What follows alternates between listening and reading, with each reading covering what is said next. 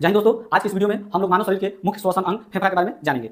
तो आप लोग देख सकते हैं कि यहाँ हमारा दो फेफड़ा है, ठीक है। तो पहले हम जानते हैं कि फेफड़ा कहाँ पर स्थित होता है, यानी कि मनुष्य के शरीर में यह फेफड़ा कहाँ स्थित होता है, ठीक है। तो यह जो दो फेफड़ा है यह छाती में, कहाँ छाती में और पसलियों के पीछे, इसके ऊपर पसली होता है तो वाला भाग हम हटा दिए हैं, ठीक है। और हृदय के दोनों, आप बीच में देख सकते हैं हृदय है, ठीक है। तो हम दोनों फेफड़े को हटाकर आपको हृदय दिखाते हैं। आप देख सकते हैं कि बीच में क्या है, हृदय है, और हृदय के दोनों क्या होता है, हमारा फेफड़ा होता है, ठीक है। तो जो दाएं बगल होता है उसे हम दायां फेफड़ा कहते हैं, हृदय के जो दाएं बगल होता है उसे हम दायां फेफड़ा कहते हैं, और जो बाएं बगल होता है उसे हम बाएं फेफड़ा कहते हैं, ठीक है। तो आप जाने कि हमारे शरीर में, यानी कि मनुष्य के शरीर में फेफड़ा कहाँ स्थित होता है। तो मनुष्य के शरीर में फेफड़ा कहाँ स्थित होता है, तो आप बोलिएगा छाती में, ठीक है, पसलियों के पीछे और हृदय के दोनों ओर, ठीक है। और जो दाएं बगल होता है उसे हम दायां फेफड़ा कहते हैं, जो बाएं बगल होता है उसे हम बाएं फेफड़ा कहते हैं, ठीक है। तो दाएं फेफड़ा जो होता है वो बाएं फेफड़ा से हल्का बड़ा होता है, ठीक है। अगर हम दाएं फेफड़ा के वजन की बात करें तो इसका वजन लगभग 625 ग्राम होता है, ठीक है। दायां फेफड़ा का वजन कितना होता है, लगभग 625 ग्राम। अगर वही बाएं फेफड़ा की बात करें तो इसका वजन लगभग 525 ग्राम के आसपास होता है, ठीक है। और दायां फेफड़ा जो होता है 3 खंडों में बटा होता है, आप देख सकते हैं। देखिए एक लाइन यहाँ पर काटा हुआ है, एक लाइन यहाँ पर काटा हुआ है। तो यह पहला खंड, दूसरा खंड या तीसरा खंड, ठीक है। यानी कि दाएं दायां जो फेफड़ा है 3 खंडों में बटा होता है, पहला, दूसरा और तीसरा, ठीक है। अगर हम लोग बाएं फेफड़ा की बात करें तो देखिए यहाँ से एक लाइन कटा हुआ है, ठीक है। यानी कि बाएं फेफड़ा 2 खंडों में बटा होता है, पहला खंड या दूसरा खंड, ठीक है। इसका रंग की बात करें, इसका रंग कैसा होता है, हल्का गुलाबी कलर का होता है। कैसा होता है, हल्का गुलाबी रंग का होता है, ठीक है।